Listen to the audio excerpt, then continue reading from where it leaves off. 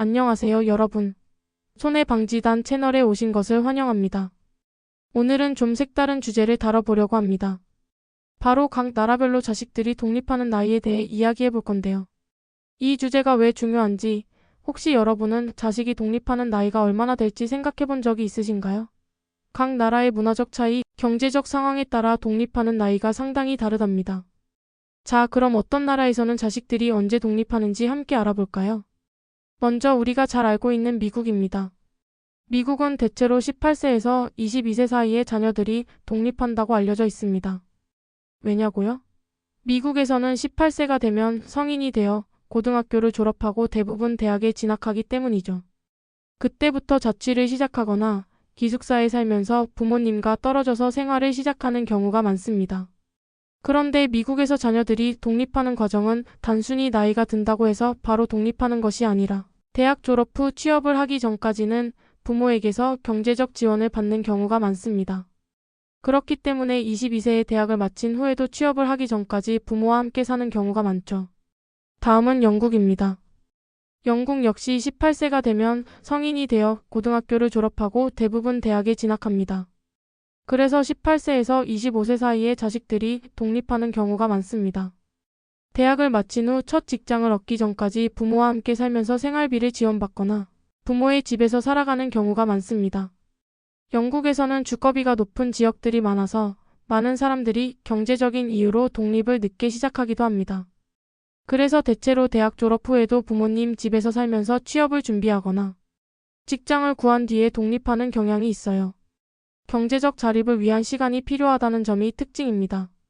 이제 독일로 가보겠습니다. 독일에서는 자식들이 대체로 18세부터 독립하기 시작하는데요.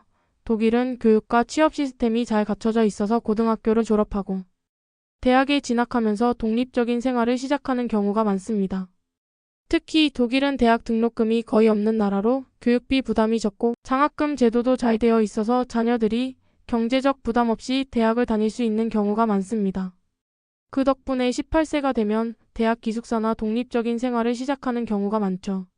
물론 대학을 마친 후 취업을 하기 전까지 부모와 함께 살기도 하지만 독립적인 삶을 추구하는 경향이 큽니다.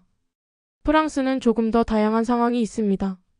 프랑스에서는 자식들이 18세에서 25세 사이에 독립하는 경우가 많습니다. 대학에 진학하고 경제적 자립을 이루기 위해 부모와 떨어져 생활하는 경우가 일반적입니다. 하지만 프랑스에서는 주거비가 상대적으로 높은 지역들이 많기 때문에 경제적인 이유로 자녀들이 부모와 함께 살기를 선택하는 경우도 많습니다. 특히 대학을 졸업한 후에도 직장을 구하는 데 시간이 걸릴 수 있어서 자녀들이 경제적으로 자립할 때까지 부모와 함께 사는 경우가 많습니다. 일본은 좀 더 다른 특징을 가지고 있습니다. 일본에서는 자식들이 대체로 25세에서 30세 사이에 독립하는 경우가 많아요. 일본의 경우 부모와 자녀가 긴밀하게 결속되어 있는 경우가 많고 사회적으로도 부모와 함께 사는 것이 큰 문제가 되지 않는 문화가 있습니다. 일본에서는 대학을 마친 후에도 취업을 하기 전까지 부모와 살면서 경제적 지원을 받는 경우가 많습니다. 또한 일본의 사회 분위기나 가족 중심의 문화 때문에 자녀들이 독립을 늦게 시작하는 경우가 많아요. 결혼 전까지 부모와 함께 사는 경우도 많습니다.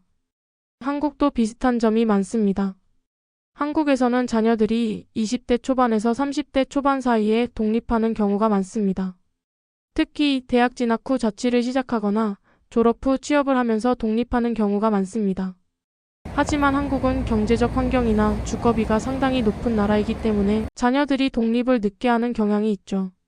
대부분의 사람들은 결혼 전까지 부모와 함께 살기도 하고 경제적 자립이 이루어진 후 독립하는 경우가 많습니다. 이 때문에 부모와 자녀 간의 관계가 매우 중요한 역할을 하며 자녀의 독립을 늦추는 문화적 요인도 존재합니다. 이탈리아는 또 다른 독특한 경우를 보여줍니다.